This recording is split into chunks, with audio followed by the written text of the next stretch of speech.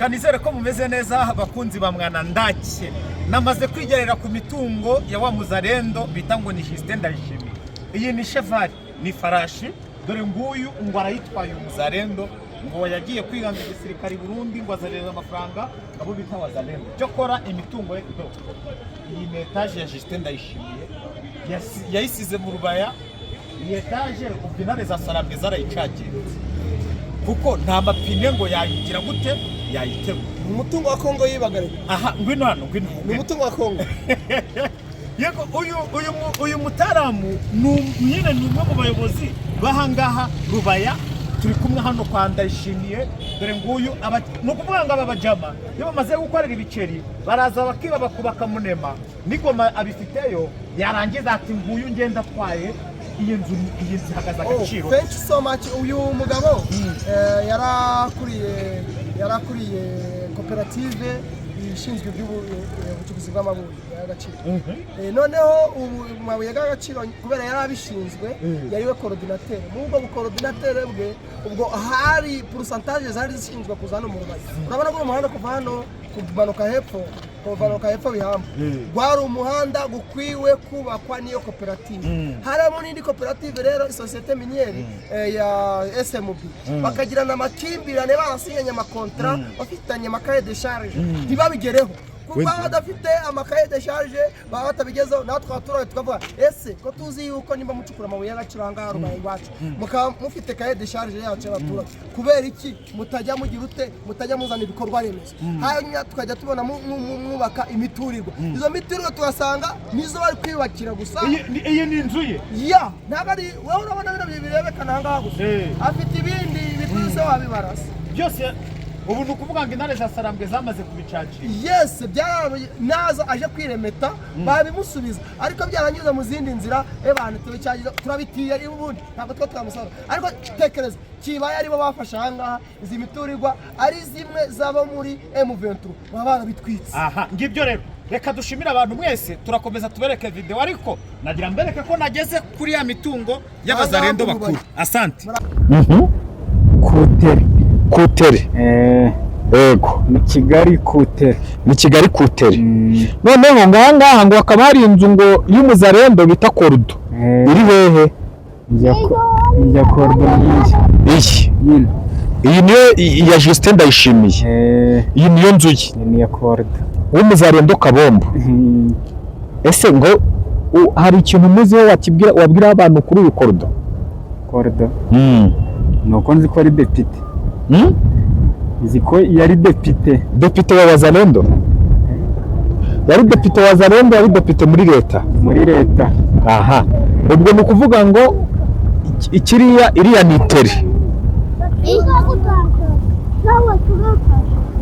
Ngabona abajure bari mu tere. Ni ukuvuga ngo iki ni ikibuga. Iki kibuga nicyo gikuru cya Rubaya. Iki nicyo kibuga gikuru cya Rubaya. Ariko wese nta kindi kibuga Rubaya ifite ni kimwe. Cyitwa gute? Ni ikibuga cya Kigali. Ni ikibuga cya Kigali. Aya mashuri ari inyuma ni ayahe? Ni amashuri y'abadive. Ni amashuri y'abadive. Sibyo ko ntazi ngo ni EPK ariko ni abadive. Gavinze gutya nabaye mwese. Aha. Noneho tugaruke rero ahangaha. Uyu mudugudu hano hepfo yaho turi hayitwa gute? Hano hitwa muri La Charite. Numvise ariko ngo banambwira ngo ni mu bibanza bishya. Bibanza bishya ngibi guturuka hano duhagaze hano. Umanuka nahari. Noneho ubwo turagarutse noneho muri centre banza mugezi witwa gute? Umugezi ni Mwumba. Ura mugezi ni Mwumba. Ko mbona ngo ujya wuzura cyane dore buruzura gukambuka no mu mazu reba mu gihe cy'imvura reba aho gwafataga reba gutya aho hose wageragayo namaze gukayasenyaga mwe nagamo. Ariko nabajije abantu bo mu Birambwe bacukura umucanga barambwira ngo bajya banakuramo imirambo y'ingoda. Imvura yaguye bakuramo imirambo. Ejo bundi hari agakobwa bari gujanye nuko Imana yakoze ibitangaza bakavanamo katari kapfa ariko bari gukajanye. Uyu mugezi wari ukajyanye. Noneho aha hakurya noneho reba aha hakurya ho ni hehe?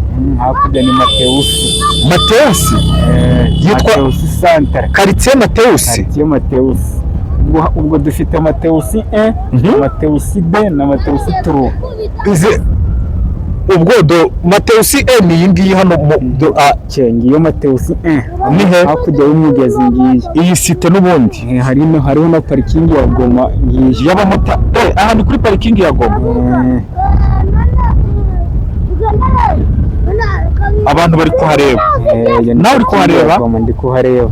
Andi parikingi ya Goma. Ubwo ni Matewusi 1. Matewusi ya mbere. None Matewusi ya kabiri? Matewusi ya kabiri uratambika hirya hari ikiraro ca Matewusi. Matewusi ya kabiri ni itangiriye. Ko tugeze kuri Sun City. Sun City hirya komeza utambike tu. Kurikira ino nzira. Ureba hari zira modoka ziri. Ubwo ni hirya. Ni hirya yaho. Hirya hari umugezi. Kuri ino nzira ya Rizahanande. Niho Matewusi. Aho niho Matewusi ya mbere garukiye. Iya gatatu kwiyo nzu rero kugenda. Umanuka cyangwa? Aya. Okay, ngiyo. Aha. Aya mazu. Ya ni Matewusi ya kabiri. Aya mazu menshi niyo Matewusi ya kabiri. Ayo ni isoko bubakiye. Noneho Matewusi ya gatatu niyo hejuru. Aya mazu. Okay, ngayo. Hose urumva turaharangije. Kuki bahise aya mazina ya Matewusi? Matewusi. Ntabwo nzi cyabateye kuhita izina ya Matewusi. Noneho ubwo ndi abantu reba